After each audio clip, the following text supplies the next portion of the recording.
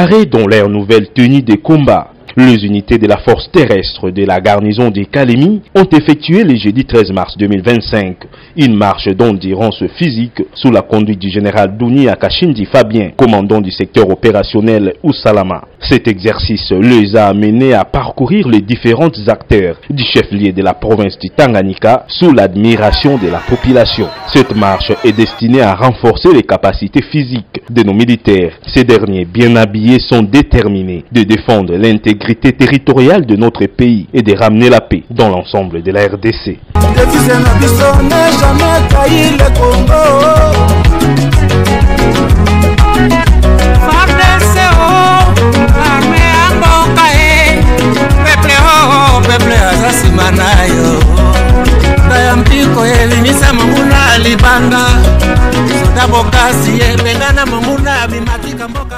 La République démocratique du Congo. Merci Nabande Kognon Soyo pour rejoindre biso na plateforme Oyo. Il y a émission Debout Congolais à travers chaîne GCAM Télévision. Merci Mingi Pepo Nabino na fidélité pe confiance Oyo Bozali ko continuer ko pesa biso po ete to memela bino ba sango ya mboka na biso sokoza déjà en direct pour partager les nouvelles de la République démocratique du Congo. Je vous souhaite les bienvenus dans cette émission. Merci à tous ceux qui nous rejoignent à travers toute l'étendue de la République démocratique du Congo. Merci Nabande Kognon Soyo Bozali Kokota na live Oyo. Partagez déjà les lives de cette émission. Merci à tous ceux qui sont déjà en direct pour partager l'analyse et l'information. Yamwana Mboka Samba Olonga. Likez, partagez déjà l'émission. Abonnez-vous si vous n'êtes pas abonné. Dites-nous ce que vous pensez déjà de l'actualité en commentaire. Yebisa biso ba impression na bino eza ndenge nini pona actualité na biso na République démocratique du Congo. C'est toujours votre communicateur Samba Olonga des pères et des mères. J'ai l'habitude de rappeler au commun des mortels que la justice de Dieu est incontournable. La justice de Dieu. Voilà. Je ne sais pas ce qui va rwandais bazo atakaka connexion na biso. Connexion na biso ezo zalaka toujours problématique. Lobi to koneta ki même souci. Lelo lisusu to moni souci wana za ko se répéter. Donc ba technicien boko ya vraiment ko aider biso parce que là on a toujours de temps en temps des petits soucis liés à la connexion internet. To sa ligne so pona ko s'améliorer. Vous allez quand même connecter la connexion où ils allaient au débit, mais toujours n'a pas le même problème. Na évité, tu as canal box balinginini. Voilà, je retourne dans l'actualité. Toutes nos excuses pour ces petits désagréments. Merci na bande Kognon Soyo. Boza ko rejoindre biso. En tout cas, bomata. Je pense que Tozali nabino sur la même longueur d'onde. Partagez l'émission. Je suis de retour. Les petits soucis de la connexion sont réglés. L'entreprise ya Congo ezali sérieuse te. Ezoli abiso kaka bambongo mais ezali ko sala musala ya malamu te. Jamais parlé na kobanda kolobelango na émission nyonso. Ezali ba abonné ya Canal Box. Canal Box il faut veiller pour que qualité ya connexion na yeza la malamu. Nous payons beaucoup d'argent les mois. Nazonga en actualité na lobaki que tokolobela pourquoi Moïse Katumbi na Martin Fayulu bazali ko diembela Tshisekedi. Na Luanda bakei ko luka nini. Bokoyeba pourquoi nous avons dit que Moïse Katumbi na Fayulu balandi Tshisekedi na nzela ya Luanda. Makambo eza kuna. Tokolobela ngo na kati émission Oyo. Vous allez voir makambo Moïse Katumbi aza koloba, celui qui ne parle pas.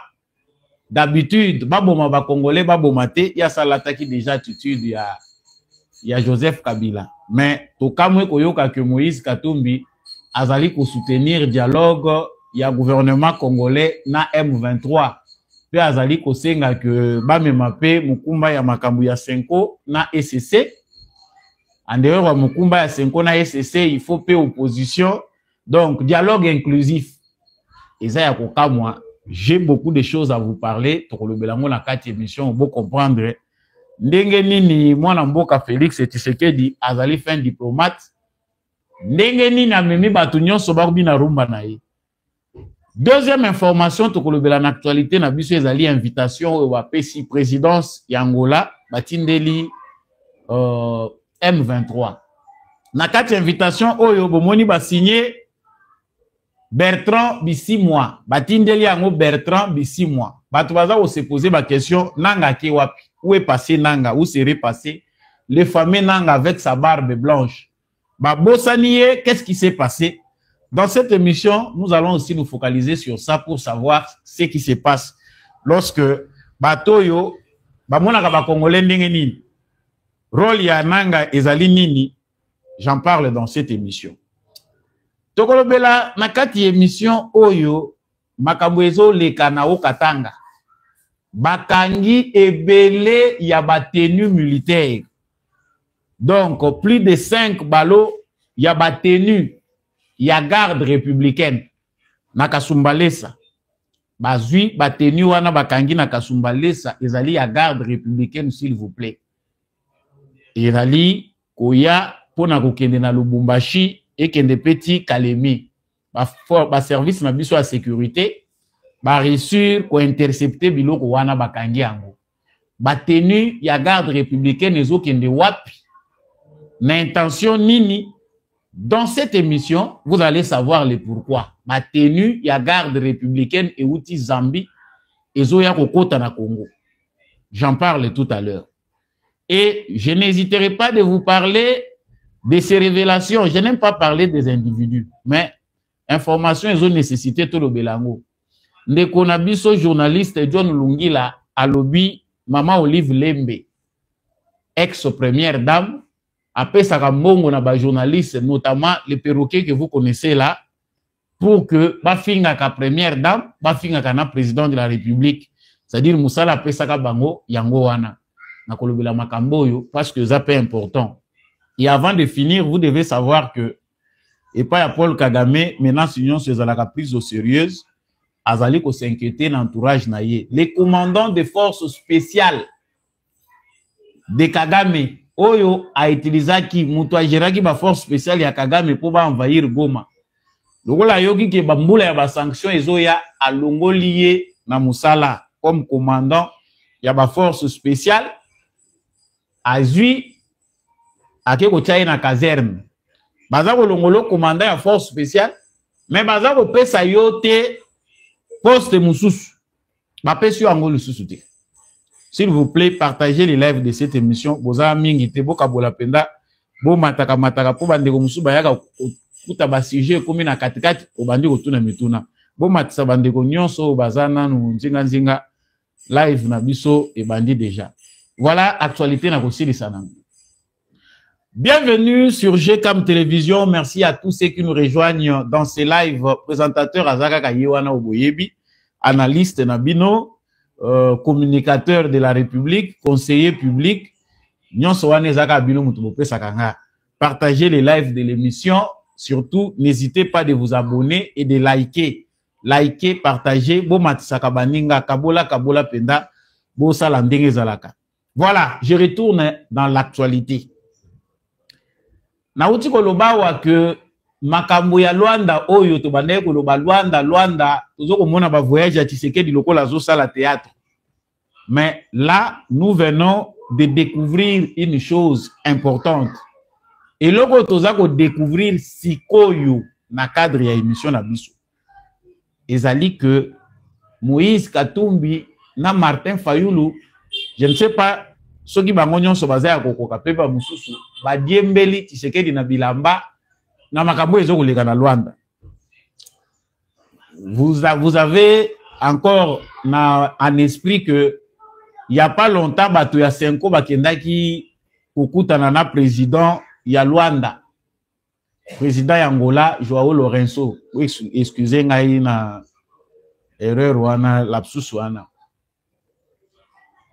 Mais batu ya Senko bakendaki na agenda na bango. Mission ya batu ya Senko bayebi que processus ya Luanda est incontournable. Mukili mobimba ezali kozongisa batu nyonso na Luanda.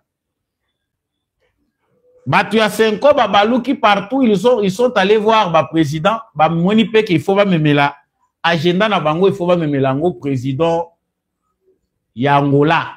Bakende kota lycée. Mais bango, baké vous proposer au ya bango. Balobi toza na ba problème na biso à l'interne. Nous avons des problèmes au Congo. Oyo tozo trouver ba solution té. Pour résoudre les problèmes moko, ko garder mususu eza vraiment pour créer les sous problème à la longue. Yango biso toye pour associer kaka boko ça peut pas problème au toza nango ya biso pour que to trouver kaka ba solution bala moko. Donc la Senko na SCC bakenda kinde na makambwana ko kende ko bakisela ngo président angolais. Lokola za mutu moko azape très proche na Tshisekedi parce qu'il se visite de temps en temps. Le président angolais n'a pas voulu que Makambwane a la secret pour naïe et qui est pas Tshisekedi. Qu'est-ce qui se passe à Luanda? Pourquoi aujourd'hui Moïse Katumbi, qui n'a jamais parlé lorsqu'on est en train de massacrer les Congolais à Goma et à Bukavu, silence, il y a Makassi, il y a présidence, il y a parti Ensemble pour la République. Bazakoloba awa plus de 9000 morts à Goma. Plus de 4000 à Bukavu. Plus de 4000 à Bukavu.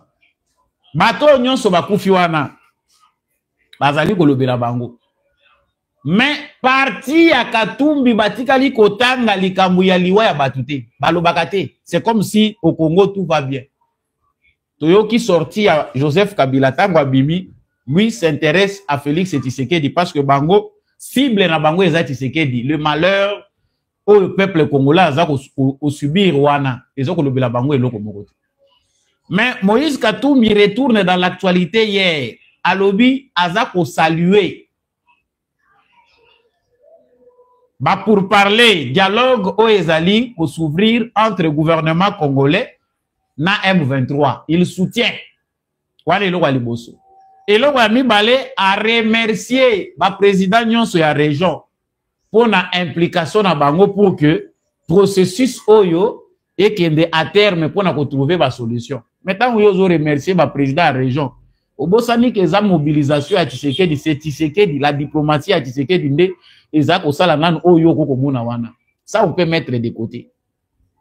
Et Moïse Katumbi pense que la démarche de la Senko, ils allaient faire des démarches où il faut la incluse pour qu'il y ait un dialogue inclusif. C'est-à-dire, dialogue au Bango Bazako Lobela. Le rôle de Tshisekedi, à Okeneko Solana M23, selon Bango, il faut aussi inclure l'opposition, la société civile pour un dialogue inclusif. Parce que dès le départ, il y a des gens qui voient que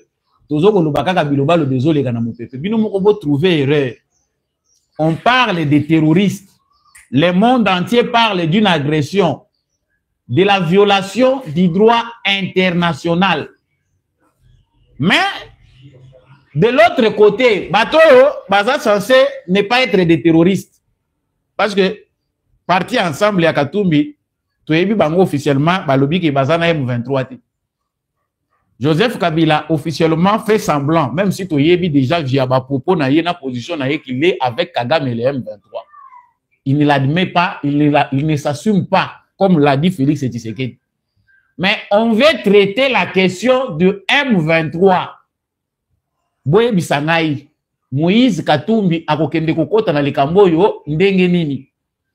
Nangola balobi processus ya Luanda ezali pona Rwanda na République démocratique du Congo. Kagame akimaki na décembre 2024 ayete alobi non, il faut payer beaucoup de M23. Sikoyo bino bozo ko diembela na processus oyo. Bozo luka nini. Donc ici il y a un autre agenda. Batu ya Senko lokola ba Monique Tshisekedi makambo ya bango azana tante ya kokipe yango. Tshisekedi c'est un démocrate full ayebi ndenge nini ya komema mutu na suka. Amoni bango ndenge babandaki initiative na bango, baye ko se moquer na ye, ndenge baye ko se moquer na ye wana. Parce que la Senko, elle est cessée lorsqu'ils sont allés voir Tshisekedi. C'est comme si Batumoko baza na initiative ya malamu siko tokoki ko présenter président parce que après sa biso bénédiction. Mais il pouvait officialiser que na démarche na bango baza na besoin que Tshisekedi alongwa na pouvoir. Si c'était des gens courageux, il devait dire à Tshisekedi ndenge bakendaki kuna ayambaki bango que te omoni démarche toza ko mener. En réalité, notre problème c'est toi. Tu dois quitter le pouvoir, c'est ce que nous voulons. Parce que biso toza ko yoko ngo pa Kankenza, Albert Kankenza, vous allez m'excuser, le pasteur Albert Kankenza. Na archevêque Ejibaya Mapia. Nde bazoya ko yebisa biso agenda caché ya 5 ans na SCC na démarche bango bazo mener. Ils ont besoin de notre président. Yango baza ko bongisela ye boulevard. Autant que président wana koya, ba pesa ye o ezali ba résolution na bango. Tshisekedi appartient au passé na démarche na bango.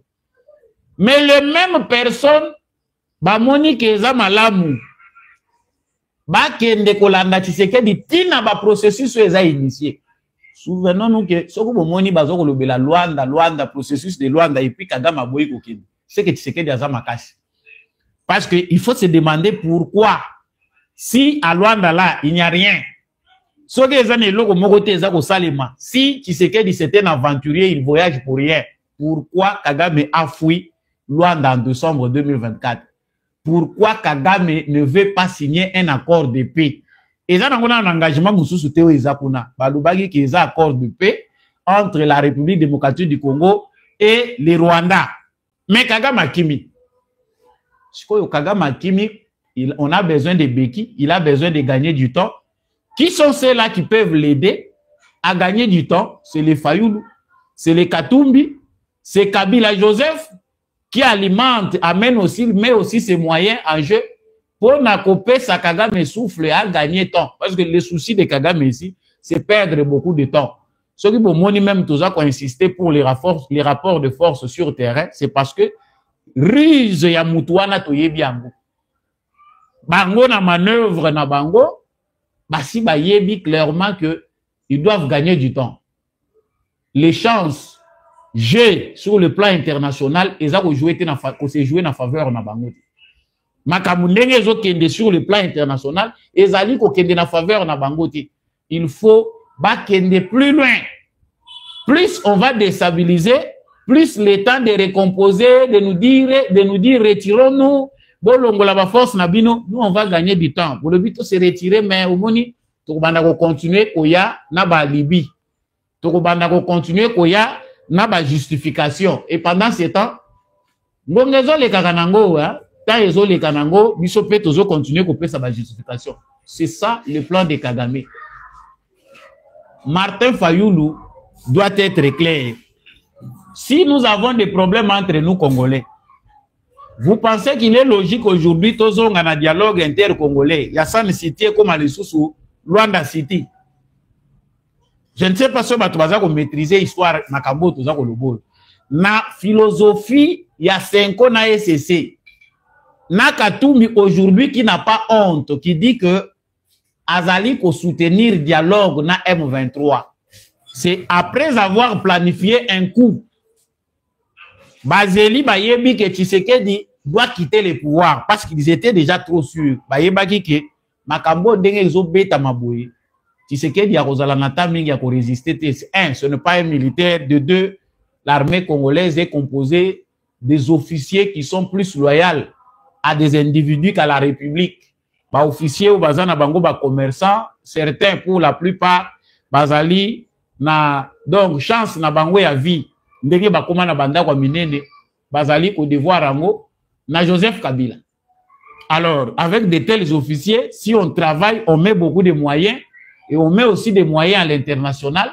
Qui c'est qui quitte le pouvoir et puis nous allons nous arranger pour que chacun ait sa part. Si ba calculaki. Si quoi bo échouer parce que Tshisekedi a résisté avec l'appui du peuple congolais. Bon, moni que ba raison na bino oyo bo présenter devant le monde entier ezu esikate. Parce que au monde, mon ndenge toza koloba boye mindele baza différent na biso parce que mindele ata baza na mafia, ata baza ko sala buzoba, balukaka alibi moko eza ko marcher. Vous voulez que Tshisekedi quitte le pouvoir. Vous voulez que Félix Tshisekedi bobenganaye par force. Donnez les vraies raisons qui feront que les Occidentaux, il vient d'être élu, nous avons observé, on a assisté, on a trouvé que oui, c'est le peuple congolais qui l'a voté, a commis un point où il a commis. C'est quoi le bino raison valable les années. Exactement. Mbongo ebele ke yo moni ba lobingo yo. Conséquence nango mususu ezalaka que vous mettez beaucoup d'argent pour moni mabeza kana ba commission. Quand vous mettez l'argent, bango bazalo kola ba avocat. Un avocat, les soucis aussi surtout ni mingi ya ya Congo. C'est que procès et oumela tamulaï. Plus bozo kende de procédure en procédure, plus yo azo senga yepesa mbongo. Moni awa nazal suna mbongo te me nazana lupango nanga moko teka yango yelanga même ata une partie proso to kolonga ngo. Il faut abenda yo temps. Balia yo mbongo nyonso ndenge babomisa ki papa Jano Bemba, croyant qu'il pouvait mettre beaucoup de moyens pour que à finir par aider moi nanayi. Ba yiba bango ba mbongo wa ba biloko ebele kenda. C'est travail des avocats. Moïse Katumbi avec cette pensée là pensait que Bangola Kabila soki batie mbongo ebele, ce sont les lobbying qui vont les amener au pouvoir. Et ça facile to kobeta ngo tikotak eleki nango. Botika kodiembe la Tshisekedi na Luanda. Ceux qui veulent combattre bato yo bazana besoin ya kobunda bitumba sur le plan démocratique, c'est au Congo. Si vous avez les moyens de faire votre politique, il faut convaincre le peuple congolais. C'est ça la base. Souveraineté, c'est le peuple qui décide de qui fait quoi. La règle du jeu où ils ont établi, ça fait maintenant plus de 2 décennies. Yangwana, la règle de Van Misaki Kabila Awa, malgré Moïbi, Binaye, vandalisme et tout, on venait qui biso nyonso, Yangwana, les élections. Vous voulez un autre processus, dialogue intercongolais, inclusif, vous vous souvenez, il faut dans le vélo comme c'est important. Awa, biso de fois tobo sanaka et les carabiso et beti biso ndenge wana to lekisi yango. Mais c'est important. To ka ika la langage ya batu ya senko na langage ya je sais pas si j'ai oublié zalaki cardinal ou bien batu ya senko soki nani. Balobi etikali nango kakawa un homme fort ya kozwa na ye pouvoir. Pour makambo ndenge zoke ndeza yango te. Et on pense qu'il y a une opposition militaire. Makamwane zolo bamana batu ya catholique. Oye côté ensemble ya Katumbi Balobi, l'opposition militaire. Une fois qu'on a entendu ces gens-là utiliser le langage ya opposition militaire, nous avons compris que bato yo baza déjà na M23, baza déjà na Kagame. C'est qu'ils veulent maintenant légitimer la chose, pas pe sango valeur. On peut conclure ici. Parce que qui dit mouvement M23, on parle des gens qui ont commis les massacres Kuna na Goma, Pena Bukavu, Bato Bazana Kagame.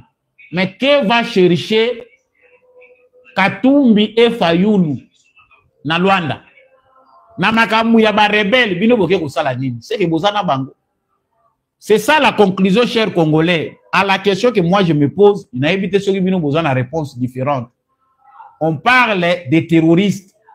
Bato bazako boma bato, on les amène quelque part, balingi ko yebisa kotuna bango bolingi nini. Bino oyo boza censé être ba terroriste te bolobi biso pe tozo kota na kati to lingi biso pe to kende ko solola. Umoni ke Tshisekedi azama yele abimisi bato yo polele, la démarche de Tshisekedi que nous pensons être très lente. Eza démarche moko ya tortue. Et ça démarche permettre biso que tout le monde a ba M23 mususu ya politique oyo baza ko bata maloko la ba opposant. Maintenant avec le temps on a fini par découvrir que ba M23 baza ensemble, ba M23 baza na Kabila, ba M23 mususu baza na Kinshasa. Ce sont les ennemis de la République. Et pendant ce temps, Joao Lorenzo soka zalaki ya walengaki to lobanaye papa kamata bizu. Bato M23 baleli balobi que biso to monika ka communiquer moko eleki à travers ba réseaux sociaux notamment Facebook. Il y a présidence ya Angola, nous n'avons jamais été saisis. Batikali ko saisir biso libelate. Na nous to monite ndenge nini batindeli biso invitation et biso to lingi pas fixer biso ba terme ya référence. To lingi toye ba présidence médiateur azolinga mi makambo ndenge nini alakisa biso. L'invitation leur a été envoyée. Mais à ma grande curiosité, j'ai découvert que dans cette invitation, bakomi chef nanga te, général nanga, autoproclamé général Amande Fopembe, ya Kimukolo.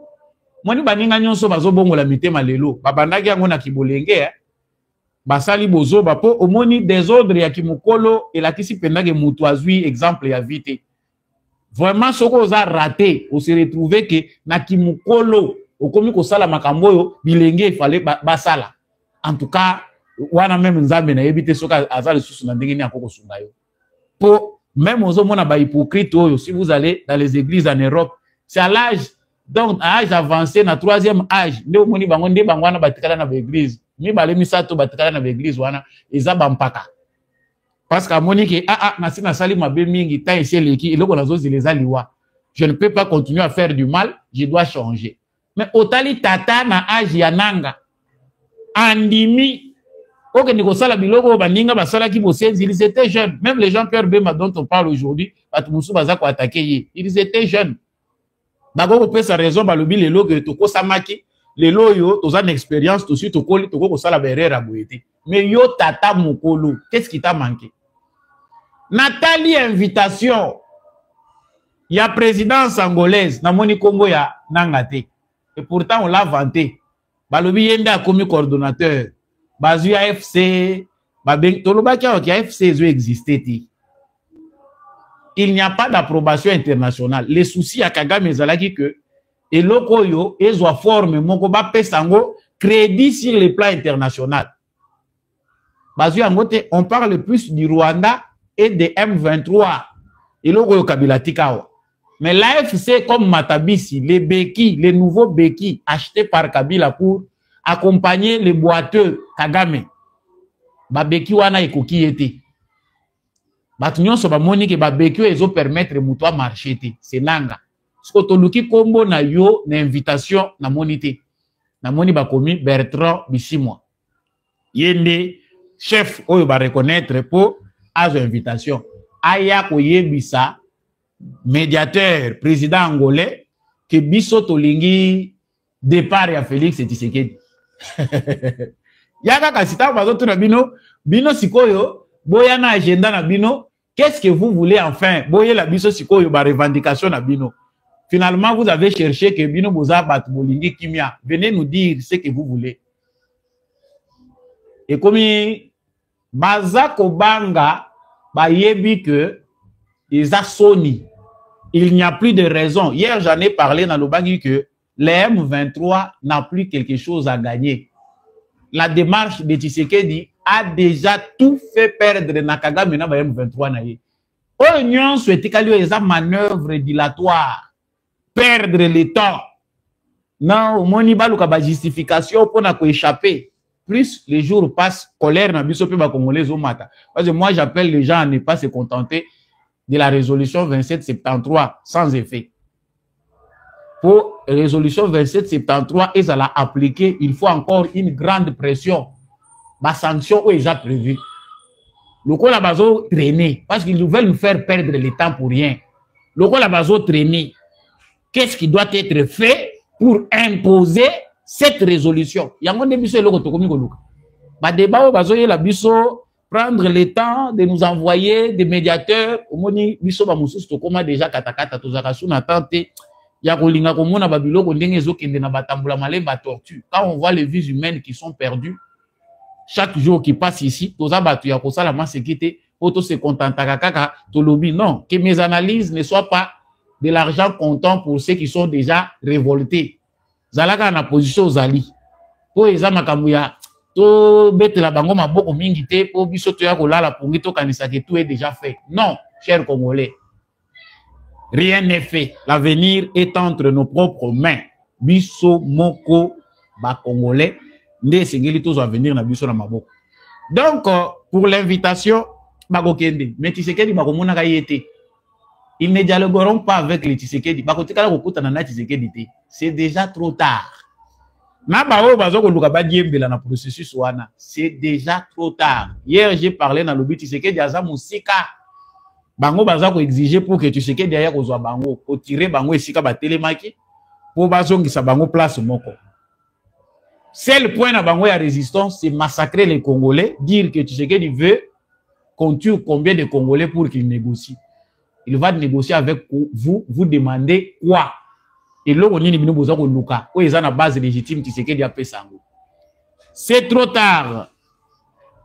Ça m'a mis balé dans ça kolobela wa ezali makambo ezako leka na Katanga. Ça se passe na Katanga. En tout cas, s'il vous plaît, partagez les lives de l'émission. Abonnez-vous si vous n'êtes pas encore abonné. Surtout, il faut liker et partager. Ezali makambo ezoleka na Katanga. Ba saisir les lots. L'homme, il y a plus de 5 ballots détenus. Il y a garde républicaine. Et outi Zambie. Et zo ya na Congo pour les canaux Lubumbashi et kende na Kalemi. Batenu, il y a garde républicaine. Otali yango, copie conforme maintenant, batenu na biso ya garde républicaine. Na ba drapeau, ndenge batiaka pembeni, na ba sac. Parce que la tenue militaire, il y a la garde républicaine à Bissau, Oyo, Bazui sous Félix et Tshisekedi. Ils appellent à moi Basak, Moko Yassima, Balata, Kaboueza léger, Bapesa Bango. D'où viennent la tenue Wana? Ils ont un motif nini. Batoyo, Balingi, ba créer, ba envenimer situation na Katanga. Oyo, Bazwa qui base na Bango à résistance na Katanga, nan ba limiti.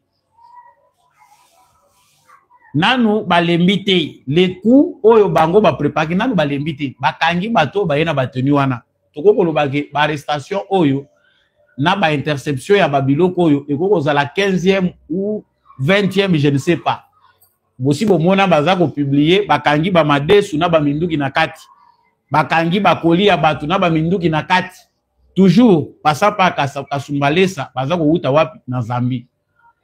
Ba effort ya Tshisekedi pour na ko décourager bango ko kata bango singa.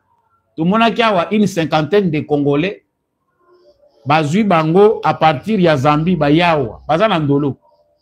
Na chef na bango mususu oyo nani ancien président Seni nani Ngoi Mulundu.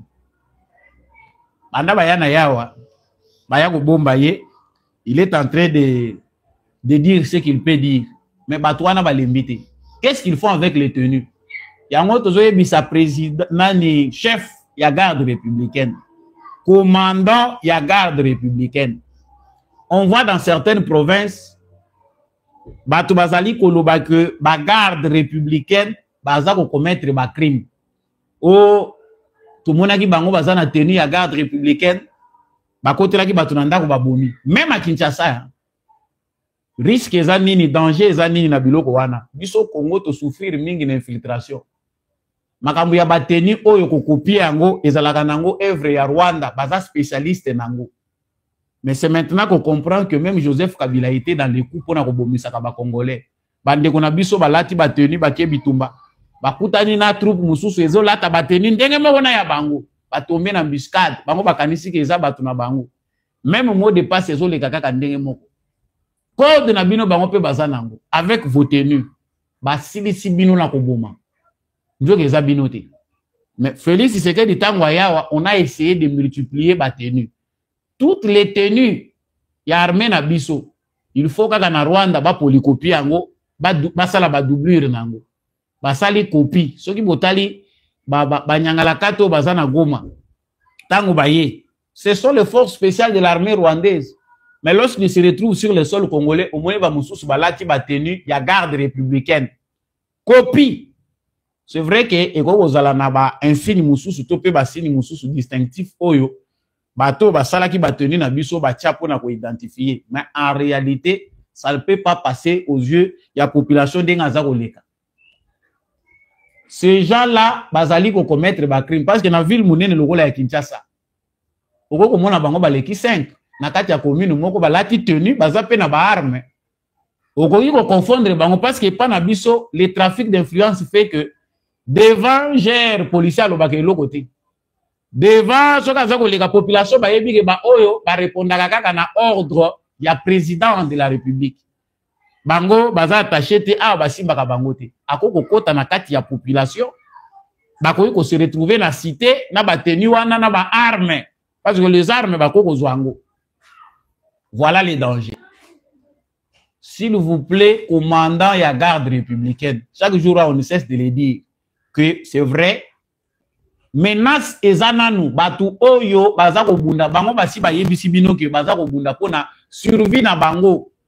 Boti kabiseka seka na place ya musala ko chambongo liboso. C'est la sécurité du pays qui est en danger. Bo sala ma sécurité tant ba tieyo na commandement ba yebisi yo sala bo ebino bozo kanisa ke ba tieyo fufu na moto lobi esili na uti ko matagrade to beti maboko to tieyo fufu esili to sali fete wana okanisi ko komi politicien soda ya lokumu ya koluka babwaka kayo mabanga o koma danger azala kabote. C'est ça le problème avec notre armée. Ba matisi au grade komi ko mona ke fu ba musicien babwaka kayo ozala kasoki ndengene. Voilà les dangers. Batenu ya boye quantité wana ya batenu ceux qui se retrouver établis dans la province. Vous savez les dégâts? Veillez, ne dormez pas, veillez. Là, Katanga, mais je parle même à Kinshasa. Il y a un scellé des quartiers où batu bazako lela bazako ganga balobi, batu bakotela ki bisawa, balata ki batenu ya garde républicaine. Au moni batu bazali ko sali parce que tout ça aussi c'est à mettre sur les dos du régime. Balobage incompétence ya pouvoir ya Tshisekedi. Ba militaire ya garde républicaine ba kei ko kotela batu na ndaku to monaki bango bazana batenu. Qu'est-ce qui justifie, qu'est-ce qui démontre que batu wala baza penda batu ya solo et que eza sabotage été. Vous devez veiller, c'est votre travail. Musala oyo bino boponaki yango wana. Ya ko veiller, eza tango yango yo ya ko landela basoda na bino moko na ba caserne na bango. Ko landela likambo ya batenu oyo malamu. C'est vrai que président Félix Tshisekedi a mis innovation moko natana ye tozo ko mona ke batenu eza ko varier. Omoni batu ba moni oyo ba militaire musuba bimi nango na Kalemi. Oh, ceux a tenu à FARDC. Et comme ici, c'est vrai, batenu ils ont varié de temps en temps. Ce sont aussi des stratégies parmi les bonnes stratégies. Mais veillez. Et quelque part, on dirait batenu à la place des obimelaka. Ba complice